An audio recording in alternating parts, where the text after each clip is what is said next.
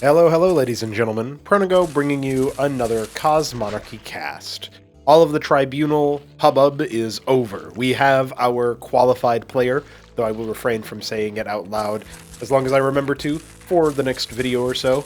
Just because, I don't know, maybe you wanted to catch back up with that tournament stuff and you didn't quite know. You couldn't quite tell exactly. But we will be getting into a backlog of games going all the way back to the end of January of this year. I wanted to check back in with a bunch of our players. So we do have Doglived up here. I'm going to guess this is Mahogany. It is. The Escozy player in the top left going for a double Radix Open versus ThunderSlaps, Beaster Brown? Neon Carrot. He's always Neon Carrot, but I always forget that color exists. He's the Zerg in the bottom right. We are on Demilune, a port of Overwatch done by Jujic.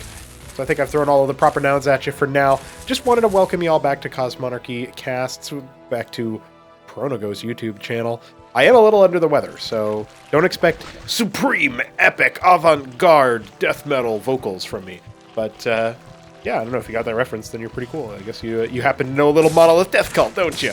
So this is back all the way in the 20th of January this game was played.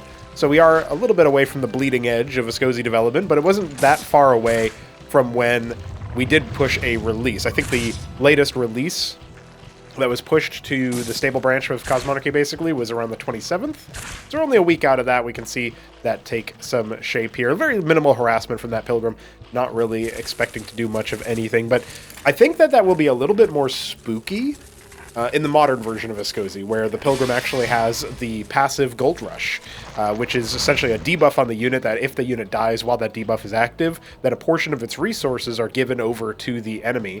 So, you know, if they're heckling you, then they might be, like, egoing you as if I'm going to put some DPS down onto you and then steal your unit for my own with some kind of rush, if they went for, like, a 6 Radix or something like that. That's kind of fallen out of favor lately, but I'm just kind of speculating as to what might show up later on. Double Radix has now gone into a landlock. I'm surprised that Pilgrim coming all the way back didn't just go ahead and start team building, but Doglived apparently needs the minerals. There is going to be a single Quaz scouting forward, and what do you know, there's an instantaneous kill on from the missionaries. No surprises there. But ThunderSlaps has a pretty good response to this, going for a fairly quick expansion, because his opponent is also going for the same thing. In Cosmonarchy, the expansion timings are very variable. I actually kind of like that.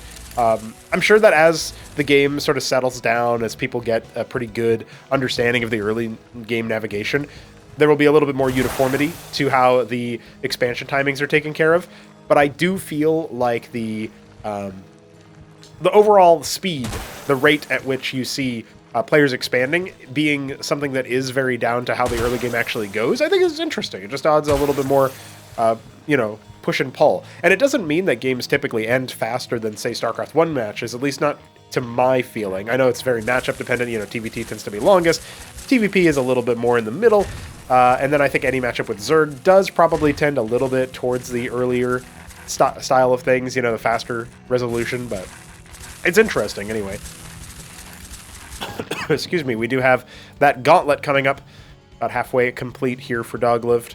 And more Radix, going up to 5 Radix, all in a line. It's, well, actually, I wouldn't say this particular formation is aesthetically pleasing, but that's just because the Radix needs better graphics, you know?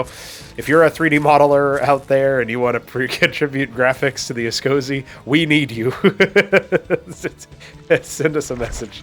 We're making do with what we got right now, and we are, actually, I think this would have been, this is probably before their Tier 2 was particularly well developed as well.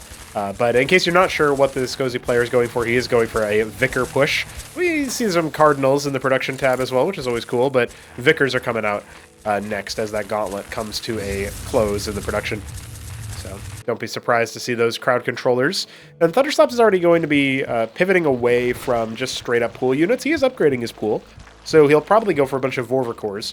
But I do like the Zorius option here. The Shroud will give him some crowd control if he wants to go Lakes, but I think honestly just going for Zoriustaleth can neutralize a lot of the advantages that Escozy can get versus pool. It doesn't mean that it is... Oh, you got pranked by that. Yeah, there's no almost built frame for the Radix, which is something that at some point I'll have to either swap it out for a superior graphic, which would be preferable, or, maybe just go ahead and pop it in to Photoshop and start disassembling it. Cypher on the way as well, so Doglived is probably going to be going for Tier 2 here. I can't remember timeline-wise when I made the change that Cosmoscope only requires your basic structure, but he has access to it anyway, even if that change hasn't been made yet, because he has access to the... he made the gauntlet, so that would also unlock it. Going straight to the Calcure Lake. Okay. ThunderSlaps going to be going for... He's going to take all of these Quas and turn them into Lyrilisks, basically. That's sort of what he's telegraphing here. I think Lyrilisks would be a pretty good sort of situational unit you can use against things like missionaries.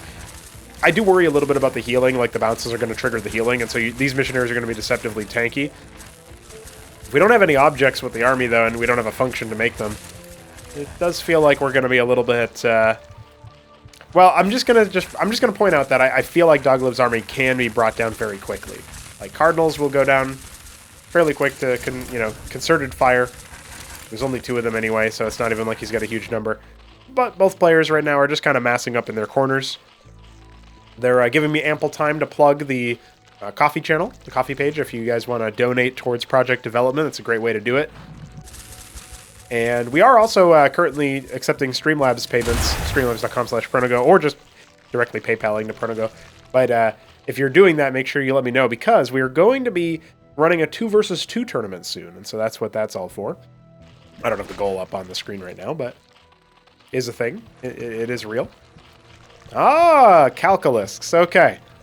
So as soon as I saw the Nathicores in the production tab, I probably should have known it was going to be Calcs. They're not super good versus the Vicar, even though the Vicar does deal friendly splash with its crowd control hit. So that's going to be a little bit of an interesting permutation. The third base has been snuck out at the 3 o'clock, and Doglived has just kind of been building up. He's adding his Prosceniums for Tier 2. He's getting ready for his own third base, and he sees the Zerg army moving out as we speak, but not really getting too hectic about it. And he is going to arrive at that 3 o'clock location and start triggering the swarm to move out of its own base. Now, is this the right move? He's left something of a garrison over here at the bridge, and ThunderSlaps doesn't look like he wants to go ahead and test the waters just yet. Meanwhile, those Prosceniums are starting to add up. We've got the very important Thaumalog on the way, and that is going to provide some armor rend. Oh no, that's the Avatar. The Thaumalog is just going to be a heavy hitter, so we'll see how that one takes shape over time. It's kind of a funny looking unit, I will admit. Can you tell that I took the Maverick? Only a little bit, right? It's only a little bit obvious. Now the Calcs are going to come in here and start heckling the natural resource line, which is definitely a good option. I thought for a second maybe Doglived was going to go ahead and expand in that direction, but that was just where all of his army was. We'll keep an eye on these Calcs. They are clearing a lot of workers in the process. ThunderSlaps has not moved from his ground base, and you can see that the army here is struggling a little bit to clear out all of those Calcs. I feel like he should have just pulled the workers, honestly.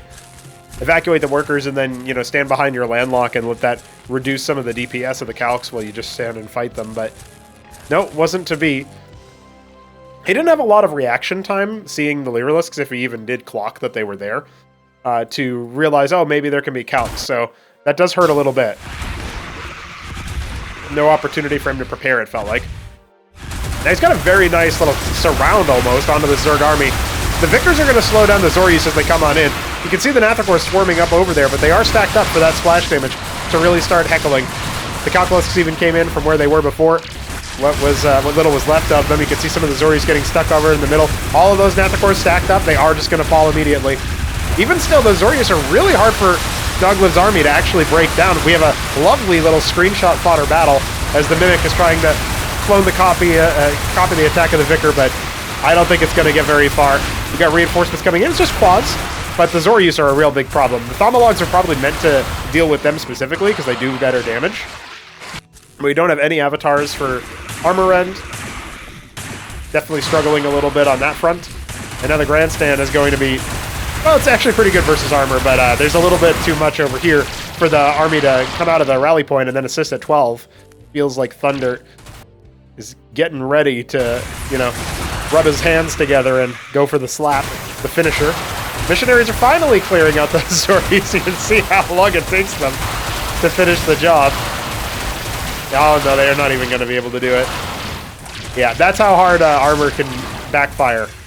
And remember, Doglived would have had a much better follow-up had he not lost so many workers in that attack. Even still, he's got a big bank, especially in terms of Vespene gas. no immediate way to sink all of that. You can see him trying to kite away. As the Vicar dies, that's going to be most of the options there. Thumbelog has a deployed state, but it's not going to help you out here, really. It is going to attack, you know, faster. He becomes more shooty. Here come a bunch of Naths, though. I wouldn't be surprised if, you know, the next round just knocks out this Grandstand. The Nats going after the mineral line in the main base. Too many targets for Doglived to handle. His units move all the way to the top right, and they're going to get cleaned up. The Dyads down here at 9 never actually finished anything, so all they is bait for additional Zerg units to come on in. It looks like those Nathrakors did end up killing a ton of Pilgrims. Most likely those were Pilgrims that were, shall we say, harvested by the Vicar splash damage, and that is going to be the GG. ThunderSlaps had a pretty nice game there, I would say. Pretty nice game moving all the way around the map. One thing I did notice, though, I mean, I can't go back, this isn't remastered, but one thing I noticed about the way that Doglived set up his base is he did not really opt into any mech at any point, nor did he opt into any air units. And I know that since this, the whole Tribunal has been played, and since, you know, many more games have been played and many more units have been added for the Ascozi, he's come to the conclusion that, like, air isn't really that helpful or viable for the Ascozi, and I'm not sure that that's true, but it's interesting that he didn't end up trying it here. I do feel like a little bit of diversified composition could have helped. I didn't catch if Aphorists made the day. Aphorists are pretty good crowd control. They're ally safe splash as well, so feels like that would have been a good option out of the Proscenium as well, but I am no Doglived. I am no Ascozi main, so maybe he will continue to improve and show us what for as time goes on when it comes to that compositional stuff. Thanks for joining us for this cast. We'll see you tomorrow.